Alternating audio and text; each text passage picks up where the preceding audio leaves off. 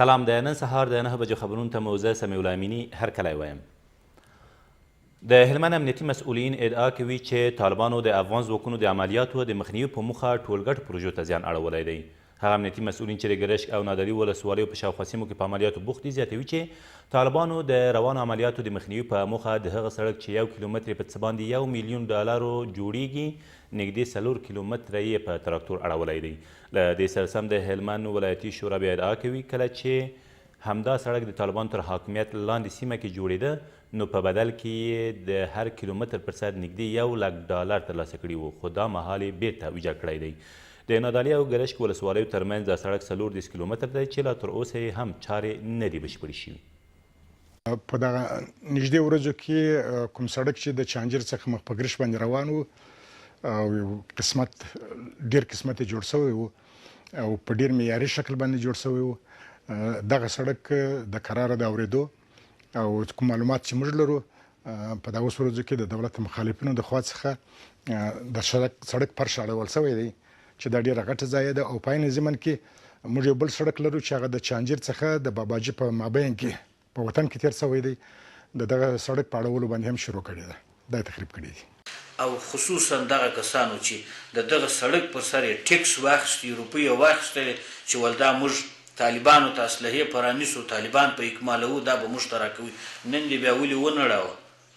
خو د هغو افغانانو پر سر دپاره جوړېدی چې تا پیسې ځینې واخیستلې، تا زه سلای پرانیسم.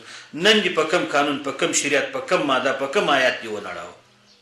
چې یو نمونه یې دا د اساسي سړک چې د چانجیر د خوا نه د ګرشک په استقامت باندې امتداد لري، تاسو خپله وکتو د دغه اړونه او د دغه خرابونه ده او تاسو ته اطمینان در کوم چې په دغه کړنو باندې دوی هیڅکله د امنیتي ځواکونو مخه نشي نیولی. له دې سره سم د طالبانو د حکومت پر مهال د مالیې وزارت مرستیال چې نوم یې د ملګرو ملتونو د بندیزونو په نوملړ کې هم شامل دی تېره ورځ په کندهار کې ونیول شو.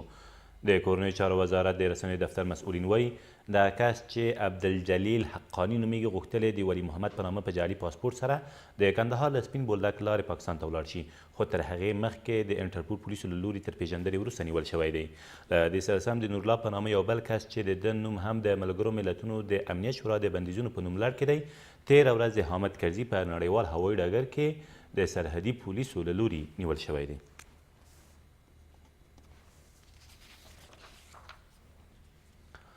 ولسمشر غني وایي افغان هندوان او سکان د هیواد د ویاړلي تاریخ یوه برخه ده.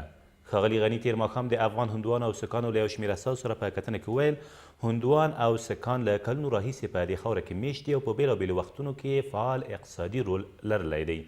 ولسمشر د دوی قضیو ته نه رسېدنه د زغم وړ ونه بلله او لارښوونه یې وکړه چې د هندوانو او سکانو ټولې حقوقي او د ځمکو د غصب قضیې دي له ولایتونو کابل ته راولېږدول او د لوی څارنوال او د قاضي القضات په مشوره د یادو ستونزو ته د رسېدنې په موخه یو ځانګړی ادرس ایجاد شي.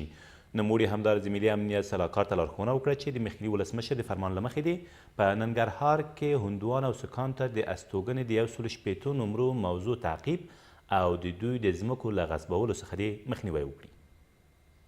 حضور اهل هنود افغانستان جزء تاریخ بسیار درخشان ماست، مخصوصا شهر کابل که یک مرکز عمده فکری بود، جالبات، خوست، نقاط دیگر و باز در طول تاریخ مخصوصا در قرن 19 در قرن 20 نقش اقتصادی اهل هنود و سک در افغانستان همیشه بسیار برازنده بوده. از او خاطر باید همه مردم افغانستان بفهمن که اهل هنود و سک افغانستان که امروز در افغانستان حضور آوردن، شما افغان هستین، 1000 بار افغان هستین، افغانای اصیل هستین و ما سرتان افتخار میکنم. د هرات والی محمد آصف رحیمي تېره ورځ په رسمي توګه له خپلې دندې استعفا وکړه. نوموړي دغه استعفا لامل شخصي بوختیاوې په ګوته کړي دي. ښاغلی رحیمي د ملي والي حکومت له جوړېدو سره سم د هرات د والي په توګه غوره او شاوخوا 4 کاله په دغه ولایت کې کار کړی دی. او ولسمشر غني د ولسي تړون ملي پروګرام د تطبیق بهیر د چټکولو او همغږۍ په موخه د یاد پروګرام د عملي کار د پرمختګ څرنګوالی وارزاوه. ښاغلي غني تېره ورځ په ګلخاني ماڼۍ کې په همدې اړه جوړه شوې ناسته کې ویل د ولسونو په دغه مهم پروګرام کې باید د کوچیانو په ګډون د هیواد محروم قشرونو او سیمو ته لومړیتوب ورکړ شي. ولسمشر په دې پروګرام کې د ښځو پر ګډون له ټینګار سره بیله زیاته کړه چې د خلکو ستونزو ته رسیدنه د مؤثرو خدماتو برابرول او د هغوی رضایت د دغه پروګرام له موخو څخه دي.